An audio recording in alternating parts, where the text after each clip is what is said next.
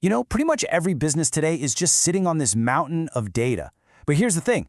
How do you turn all that raw, messy information into actual smart decisions? So today, we're going to break down that exact journey. The tech that takes you from total chaos to crystal clear clarity. Let's jump in.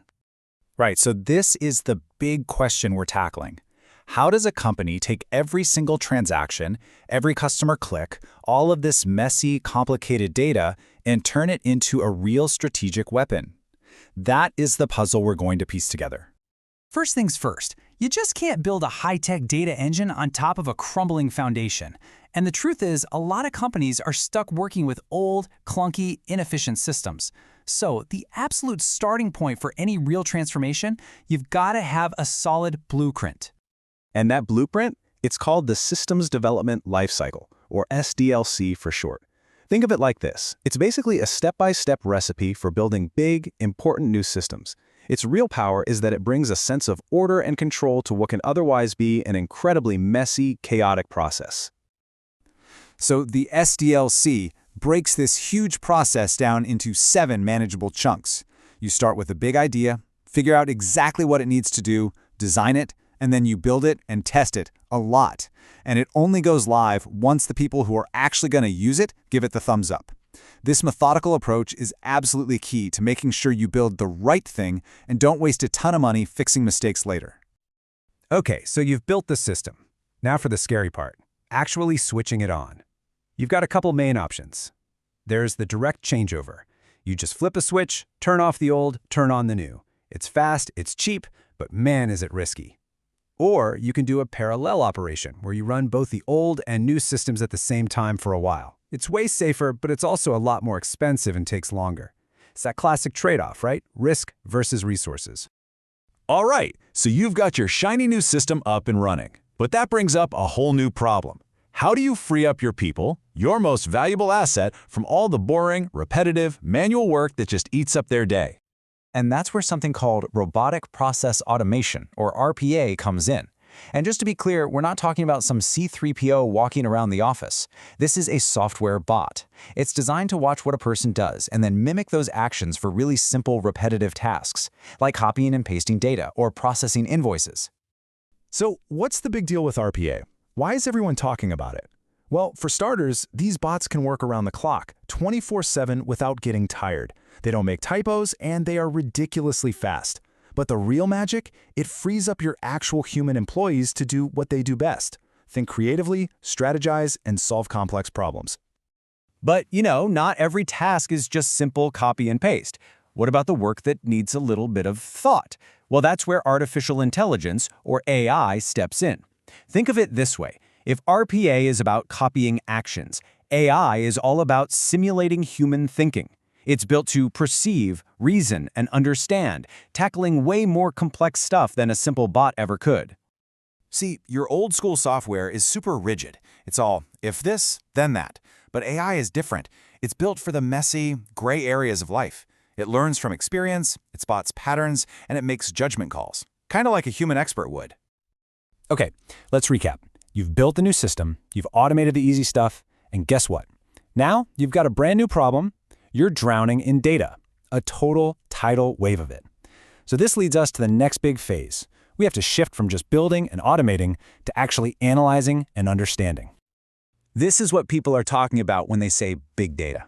And to really get a handle on it, experts talk about the 4 V's, which perfectly break down the challenges and the opportunities of this data explosion. First up is volume. And yeah, this one's pretty obvious.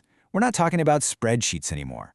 We're talking about petabytes of information coming from millions of transactions, social media, sensors.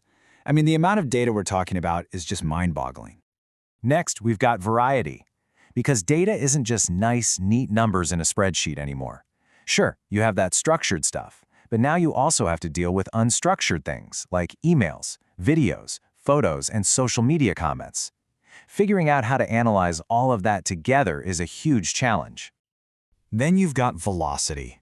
Data is being created at an unbelievable speed, and for a lot of it to be useful, it has to be analyzed like right now.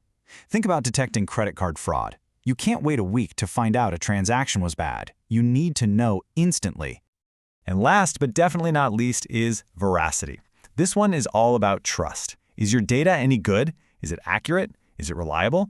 Because you can have all the data on the planet, but if it's bad data, your insights are going to be worthless. You know what they say, garbage in, garbage out. So, with all these challenges, the volume, variety, velocity, and veracity, how do you actually make sense of it all? Well, that's where data analytics comes in, and it's kind of like climbing a ladder with 4 rungs. First, descriptive analytics just tells you what happened. Then, diagnostic analytics digs in to tell you why it happened. Next, predictive analytics uses all that info to tell you what might happen in the future. And at the very top, prescriptive analytics actually suggest what you should do about it. It's a journey from hindsight to foresight. All right, we're at the final step, and this might be the most important one of all, because it's all about people. You've done the hard work, you've got these incredible insights, but so what?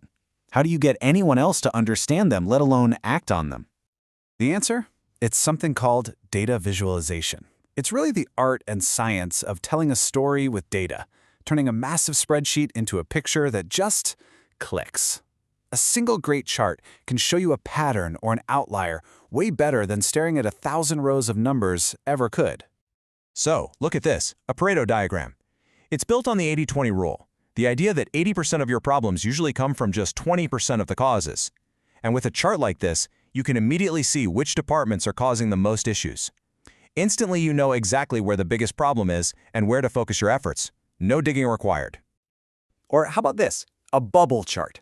It's like a normal chart, but the size of each bubble adds a whole third piece of information. It's a really clever way to show how 3 different things are related to each other, all in one simple picture. But, and this is a big but, you have to be careful.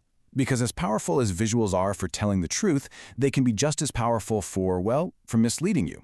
Just by messing with the scale on a chart, you can make a tiny little blip look like a giant crisis. So the lesson here is simple. Always, always look at charts with a critical eye. And there you have it, the whole journey, from having clunky old systems to making truly data-driven decisions. It all starts with a solid plan, then moves into automating the boring stuff, diving deep to analyze all that data you're creating, and finally turning all that complex analysis into a simple story that anyone can understand. When you step back and think about it, we have these incredible tools that let us understand our world in a way that was pure science fiction just a few years ago.